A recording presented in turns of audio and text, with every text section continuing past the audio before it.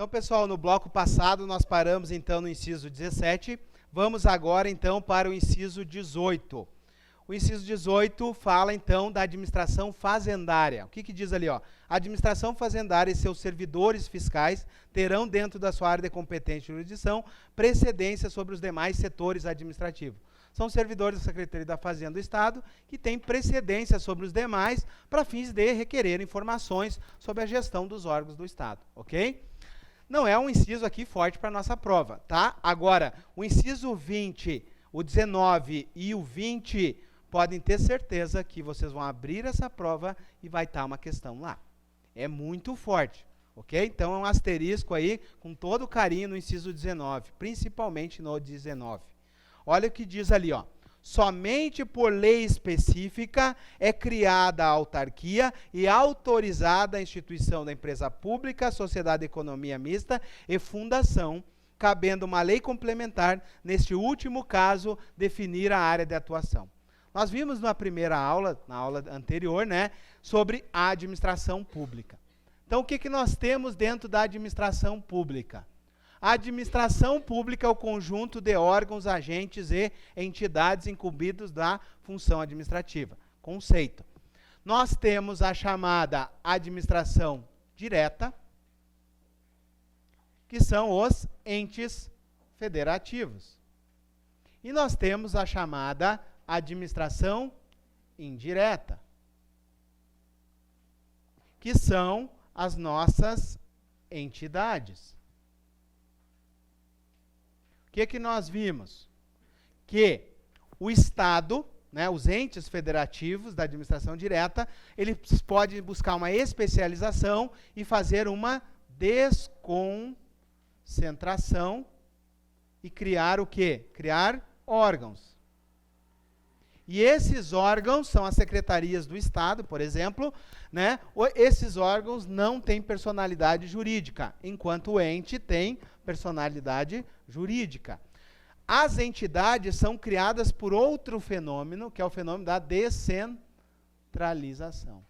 Olha só, a desconcentração cria órgãos, a descentralização cria entidades. Então, método mnemônico, não erro mais isso. Obviamente que na PM não vai poder cobrar isso. Por quê? Porque não cai direito administrativo, mas vai poder cobrar a literalidade do inciso 19. E como é que eu vou memorizar? Primeiro eu preciso entender. Né? Inclusive eu mandei aqueles videozinhos hoje para vocês, né? Que é visual do dia a dia, o que é uma autarquia, o que é uma fundação, o que é uma empresa pública, para vocês assistirem. Ok? As entidades são criadas, então, por descentralização. Eu também posso descentralizar para quem? Para um particular. Quem são esses particulares? São os concessionários, permissionários e autorizatários. Ok? E essas entidades aqui, ó, elas dependem de quê? De uma lei específica. É o que diz o inciso 19 ali, ó. Somente por lei específica. E o que é uma lei específica? Nós já falamos. Só pode falar desse assunto. Não pode botar outro assunto junto. É uma lei específica. E essa lei específica, ela é, em regra, uma lei ordinária. A professora Karen vai ensinar o que é uma lei complementar, o que é uma lei ordinária. Uma lei ordinária é uma lei mais fácil de aprovar. É o quórum simplificado, um quórum simples, tá? Essa lei específica, o que ela faz? Ela cria e ela autoriza. Então, quem que a lei cria? Olha só, a doutrina é diferente da Constituição. Porque a Constituição, ela diz que a lei cria apenas uma. Olha o que diz ali, ó. A lei específica cria a autarquia. E aí, continua a redação, ó. E autoriza a criação, a instituição. É igual criar de autorizar? Não, não é. Tá? Porque quando autoriza, eu preciso fazer o registro. Exemplo, Universidade Fronteira Sul, aqui de Chapecó. Quando publicou em Diário Oficial, a lei criou. Não precisa fazer mais nada. Ok? Agora, Quando a lei autorizou a criação da Petrobras, precisou fazer outra coisa. Qual outra coisa? Precisou ir na junta comercial e registrar o contrato social. Então não é a mesma coisa criar e autorizar. Entenderam? Não é a mesma coisa. Então, a lei cria uma espécie e a lei autoriza outras espécies. Olha o que diz ali a Constituição. Autoriza a criação, a instituição de empresa pública, de sociedade de economia mista e de fundação.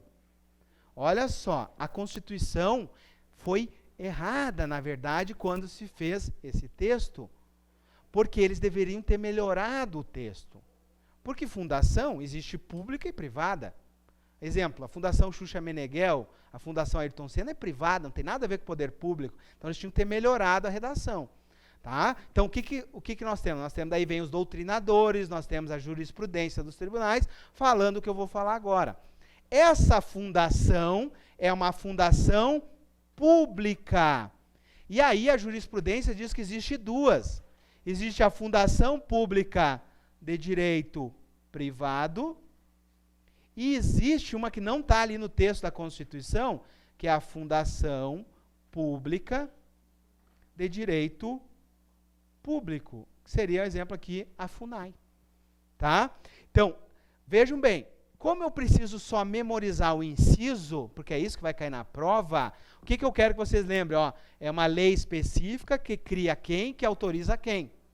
Então, ó, a lei específica cria a autarquia e autoriza a empresa pública, a sociedade de economia mista e a fundação. É isso que está dizendo a Constituição. Olha o que diz ali, cabendo uma lei complementar, neste último caso, definir a área de atuação. Então, no caso da fundação, circula e faz uma flecha. Olha o português aqui, ó. Neste último caso, quem é o último caso? A fundação. Tá? Então, neste último caso, que é a fundação, cabe uma lei complementar definir a área de atuação. Então, no caso da fundação, cabe uma lei complementar definir como que ela vai atuar. Ok? Fechou? É decoreba. Não entendeu? Grava esse mapa mental aqui e lembra que uma lei específica cria a autarquia e autoriza a criação dessas três aqui. Fechou essa memorização? Vocês gabaritam a questão. Ok? Já se fosse cobrar um concurso, por exemplo, vai cobrar direito administrativo, aí tem que saber mais detalhes. Não é o caso. Tá bom? Fechou? Então vamos lá. Agora vem o próximo inciso aqui. Esse inciso aqui é só para quem é elite. A maioria nem vai entender o que está escrito aqui. Tá? Mas vocês vão entender porque pode cair na prova. Tá? Olha o que diz aqui, ó. Depende de autorização legislativa, em cada caso, a criação de uma subsidiária. Já vimos o que é uma subsidiária, né? Das entidades mencionadas no inciso anterior, assim como a participação de qualquer delas em empresas privadas. Então, o que está dizendo aqui, ó?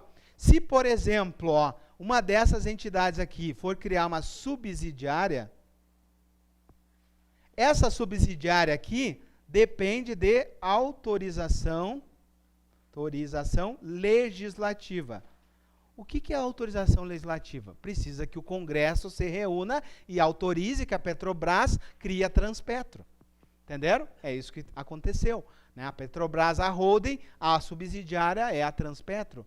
Então, houve uma autorização do Congresso para criar a subsidiária. Entenderam? Fechou? Então, qualquer subsidiária das entidades do inciso anterior depende da autorização legislativa, assim como a participação dessas em empresas privadas. A Petrobras pode participar de uma empresa privada? Pode, mas o Congresso tem que autorizar. Entenderam? O que é participar? É comprar ações na Bolsa. Entenderam? Então, a Petrobras pode comprar ações da Bolsa de outra empresa se o Congresso autorizar. Senão, não pode. Fechou? Esses dois incisos aqui, ó, eles caem muito em prova. DEAP, eu aposto mais o 20 do que o 19, para ver o nível da dificuldade da FEPESE. Tá? Já caiu várias vezes o inciso 20 na prova da FEPESE. Mas para a PM, eu acredito mais no 19. Fechou? Tá? Então, a lei específica cria, a lei específica autoriza. Tem que saber as palavrinhas que estão em vermelho aqui. Fechou? Ah, professor, como é que eu vou memorizar isso? Vai assistir, vai ler, vai rever. Tá? Até depois vai fazer umas questões, vocês vão ver que vão acertar. Vamos lá.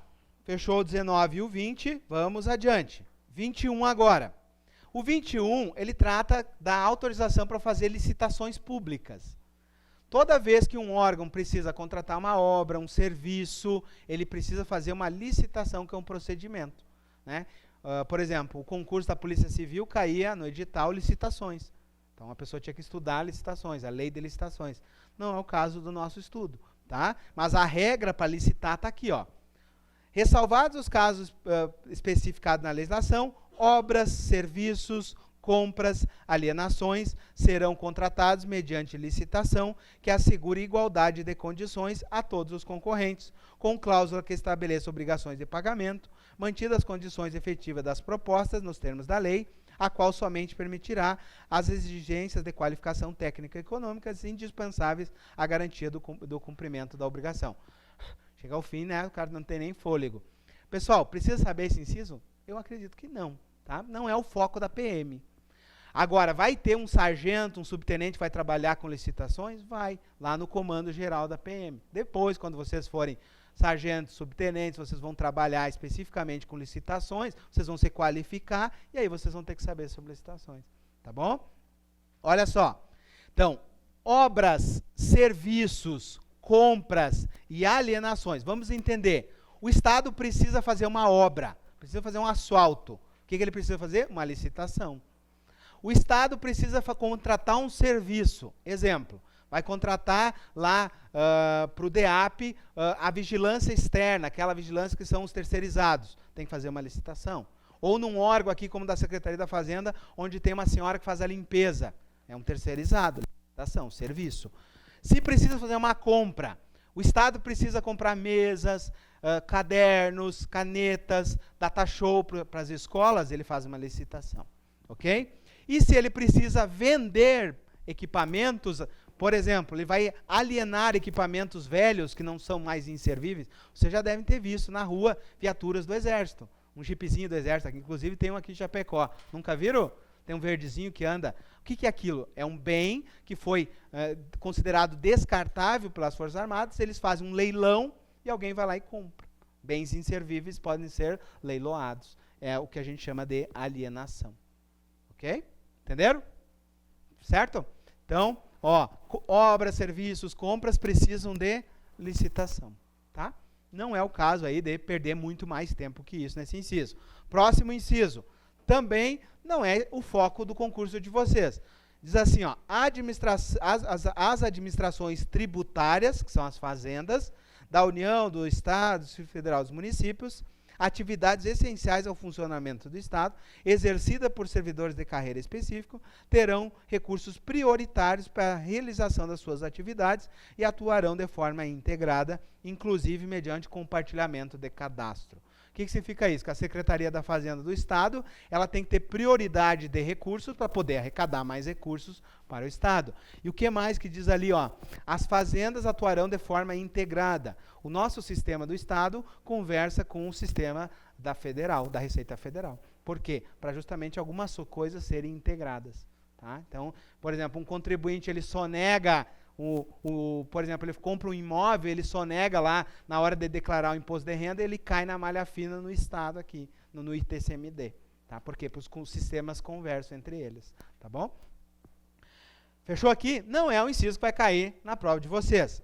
Agora, o inciso primeiro, ele cai muito, mas muito, muito em prova. Asterisco nele aí.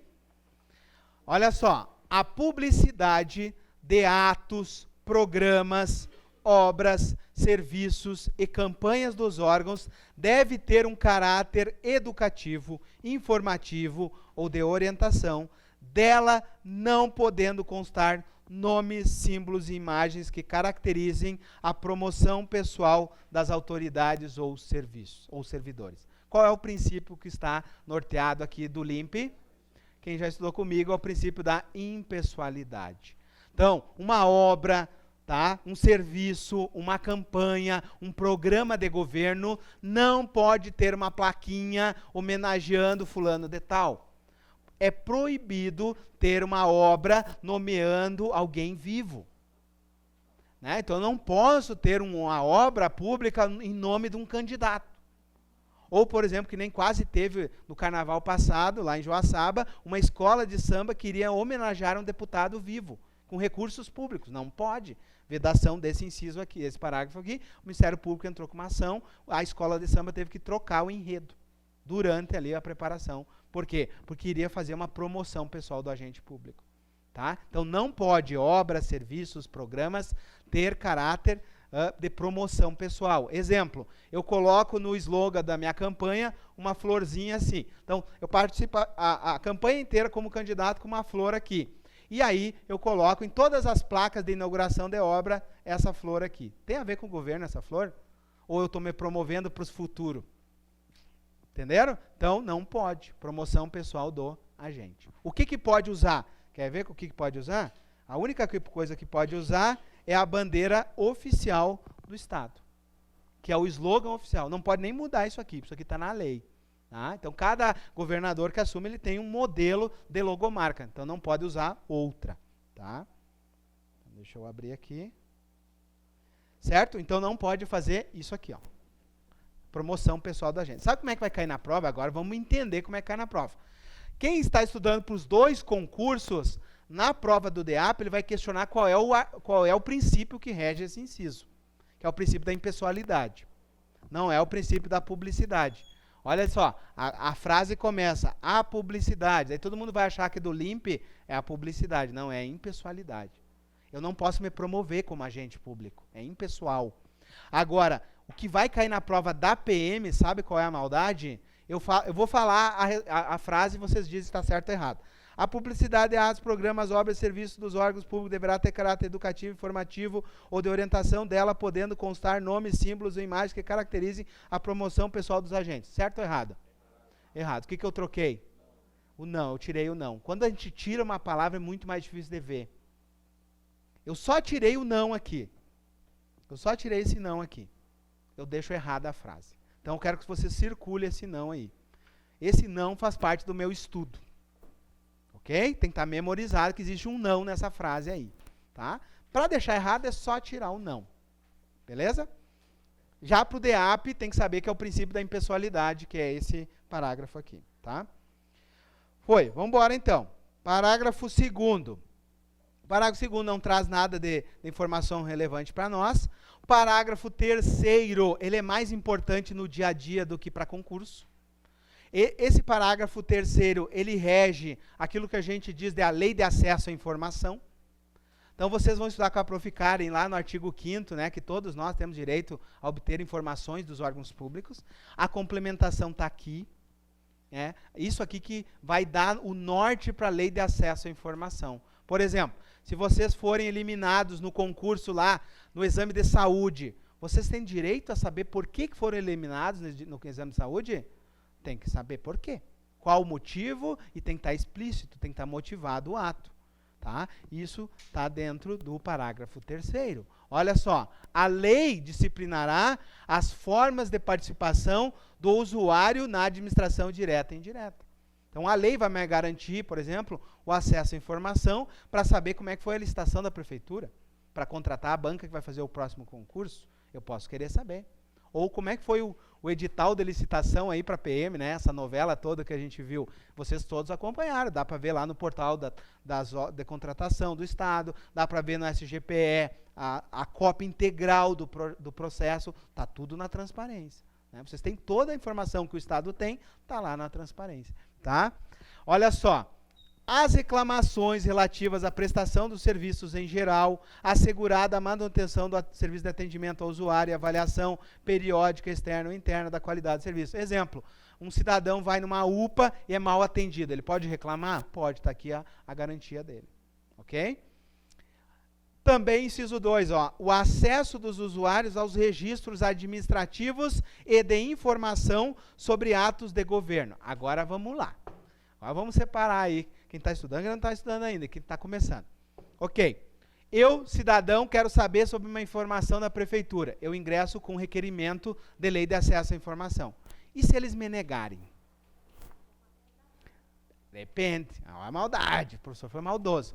Se a informação é minha, pessoal, exemplo, eu quero saber sobre o meu IPTU, cabe o quê? Habeas data.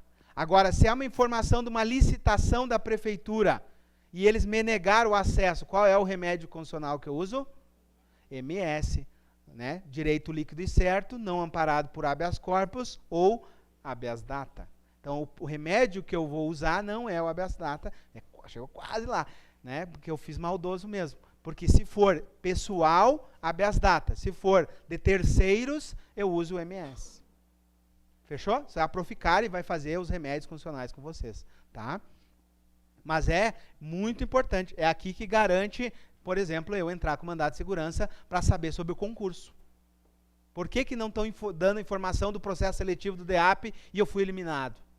É aqui que eu vou me amparar, ok?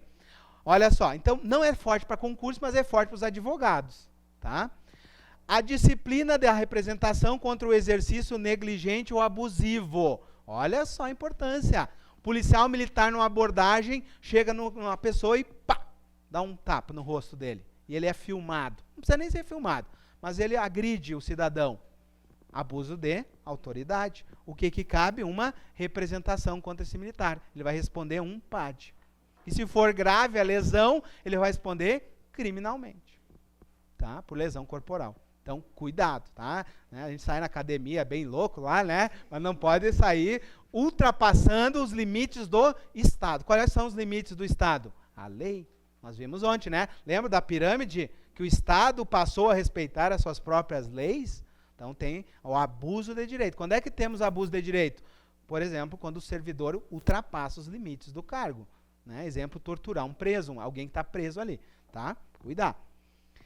Parágrafo 4º. Parágrafo 4º, ele é muito bom para concursos que cai direito administrativo, tá? Diz assim, ó, os atos de improbidade importarão na suspensão dos direitos políticos, perda da função pública, indisponibilidade de bens e ressarcimento ao erário na forma e na graduação prevista em lei. A lei que regulamenta esse inciso, esse parágrafo, é a lei de improbidade administrativa.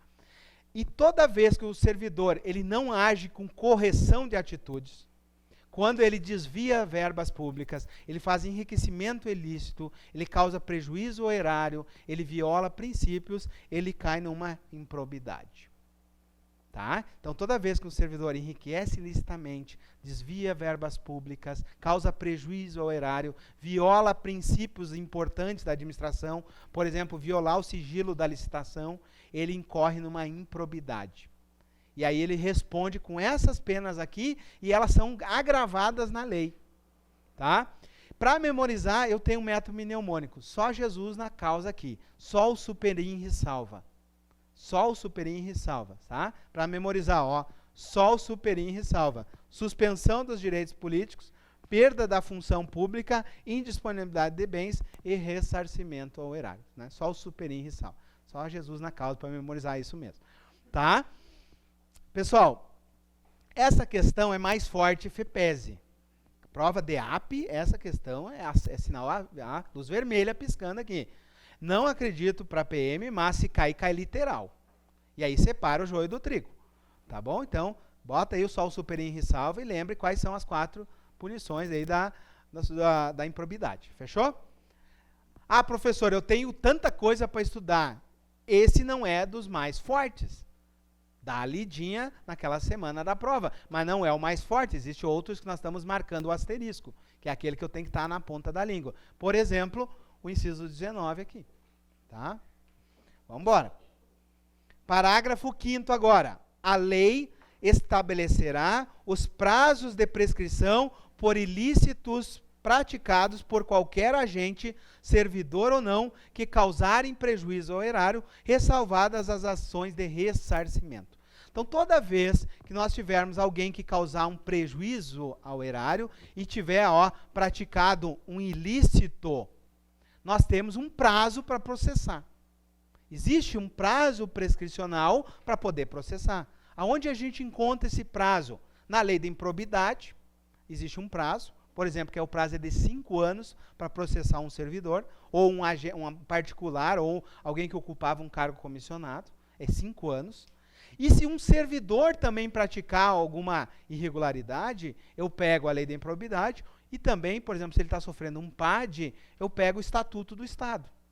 E lá no Estatuto do Estado vai dizer que o prazo prescricional, quando a pena é de demissão, é 5 anos, que o Estado tem para punir. Então, depende do caso, né, existe um prazo para punir. Só que o que vocês têm que saber? O que está marcado aqui, ó. Ressalvado a ação de ressarcimento. A ação de ressarcimento é imprescritível. Agora vamos botar na... Eu já vou ensinar o parágrafo 6º, que é importantíssimo, mas vou dar um caso real. Vamos pegar o seguinte. Um policial militar. Hoje, um policial militar passou a noite inteira na gandaia, encheu a cara, e no outro dia ele assumiu o plantão. Deu uma disfarçada, encheu de perfume, escovou bem os dentes, né, fez bem a barba, deu uma tapeada, né? Só que ele está alcoolizado ainda. E aí ele assume, ele é um motorista da viatura. E esse motorista da viatura passa o sinal vermelho em alta velocidade, acima dos limites, e causa um dano para o Estado. As pessoas que estavam no outro carro vêm a óbito. E aí dá uma indenização de 200, 300 mil reais por uma comoção da sociedade. O Estado vai ser responsabilizado. O Estado vai ter que pagar esses 200 mil reais. E aí? E o agente público vai responder? Nós vamos ver no próximo parágrafo que ele responde numa ação regressiva. Só que esse processo vai se arrastar por quantos anos? 5 anos, no mínimo, vai se arrastar.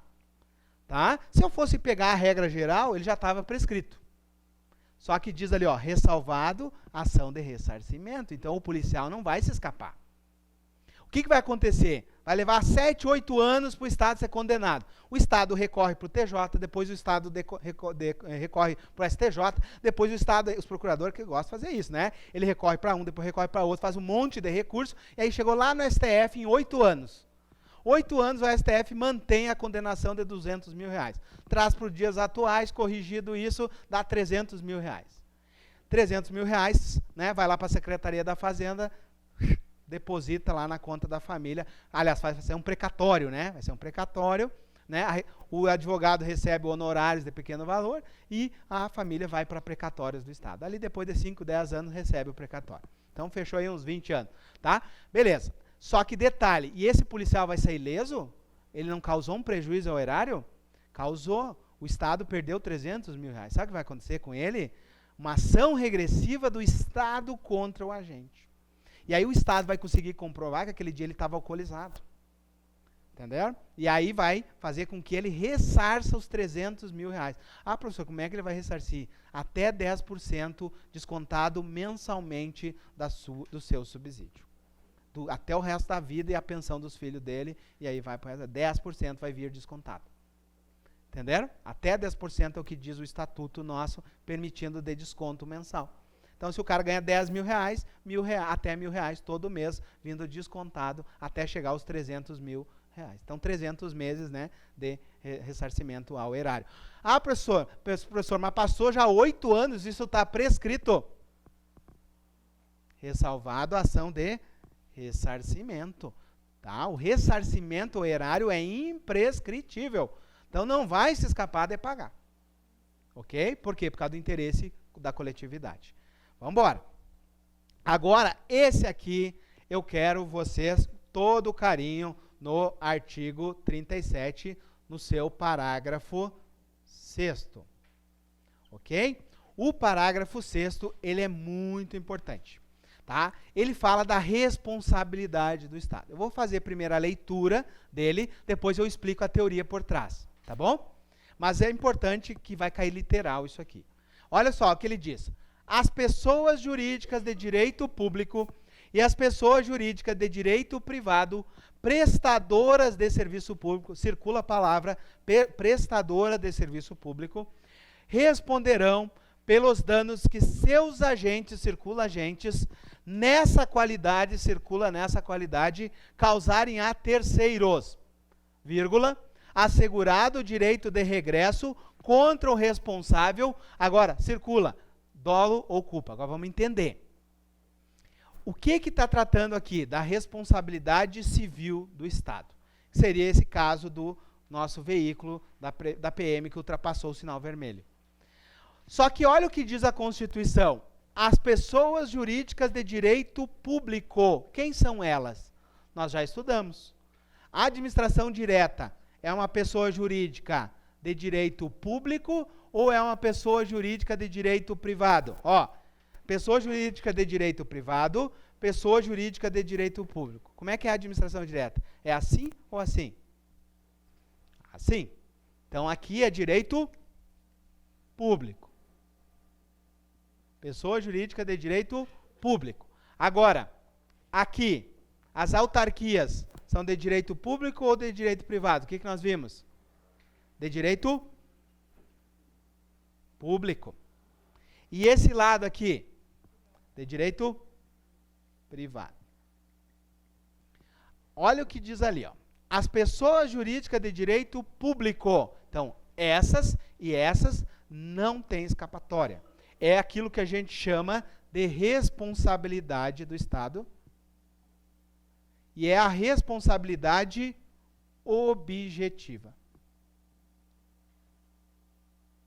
Ok? Aqui nós temos a chamada responsabilidade objetiva do Estado. Basta provar conduta, nexo e dano, já tem a responsabilidade. Então, basta provar 3 elementos. Conduta, nexo e dano. Vamos pegar o nosso exemplo. Viatura da Polícia Militar. Passou o sinal vermelho, matou a família. Conduta, passar o sinal vermelho. Nexo, a batida. Dano, a morte. Ok? Fechou. Preciso provar que o policial estava bêbado ou não? Não. Responsabilidade é objetiva. Pessoa jurídica de direito público, responsabilidade objetiva. Nas ações. Toda vez que o Estado faz uma ação, responsabilidade é objetiva. Só que aí vem a Constituição e diz assim, ó, mas as de direito privado também. Se for uma prestadora de serviço. Lembra que quando nós falamos dessas duas, elas podiam tanto prestar serviço quanto explorar atividade? Então, deixa eu apagar aqui. Olha só. Quando nós tivemos a aula passada, eu falei que tanto uma empresa pública quanto uma sociedade de economia mista, elas podiam fazer 2 coisas. Elas podiam prestar serviço ou elas podiam explorar atividade econômica. Exemplo de uma prestadora de serviços, Correios. Quiser anotar aí, Correios. Exemplo de uma exploradora, Caixa Econômica, Banco do Brasil, Petrobras, tá? Ok, vamos lá, vamos interpretar agora. Vamos pegar um colega aqui, todo apaixonado, manda pelos Correios, um presente para a amada. E esse presente sumiu. Responsabilidade dos Correios é subjetiva. Eu preciso provar dolo ou culpa ou ela é objetiva? Pessoa jurídica de direito privado, prestadoras de serviço público, entram na regra de responsabilidade objetiva. O advogado não precisa provar a culpa dos Correios.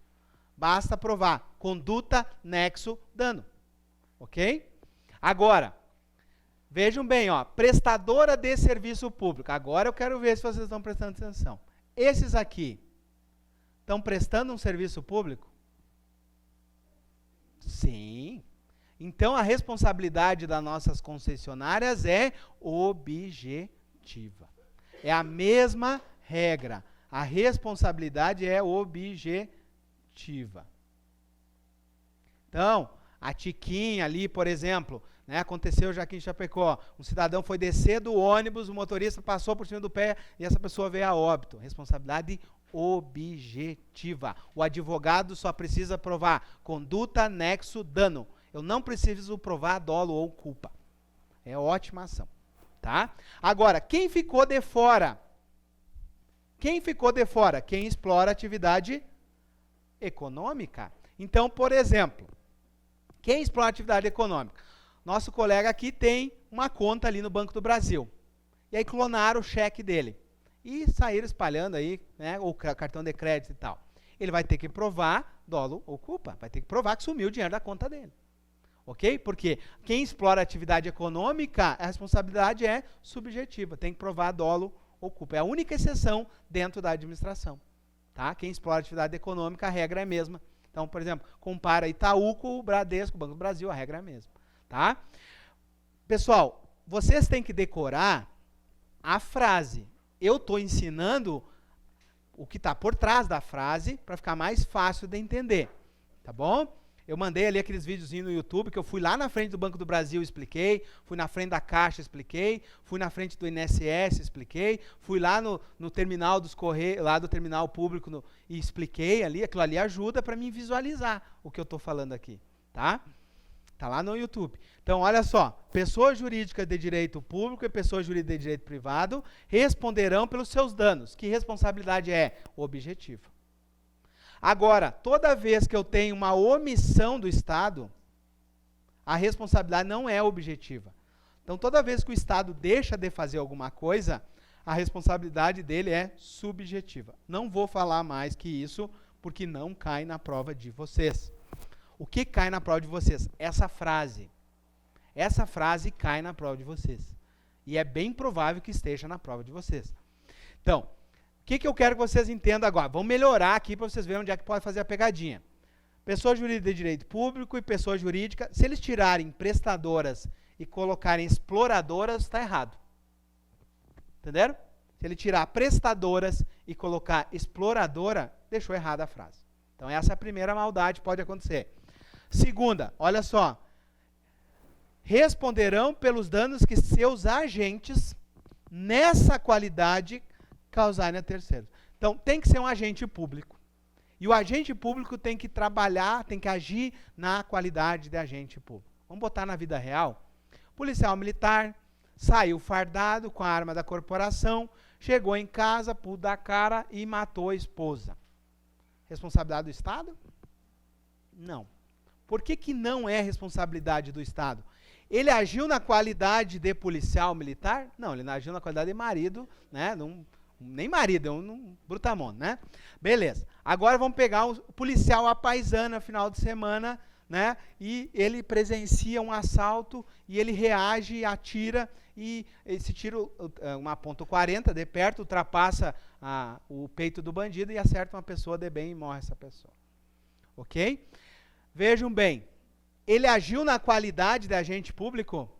Sim, ele estava de folga, mas ele agiu como se ele fosse um policial. Inclusive o policial ele anda 24 horas com a arma, né? Porque ele é policial.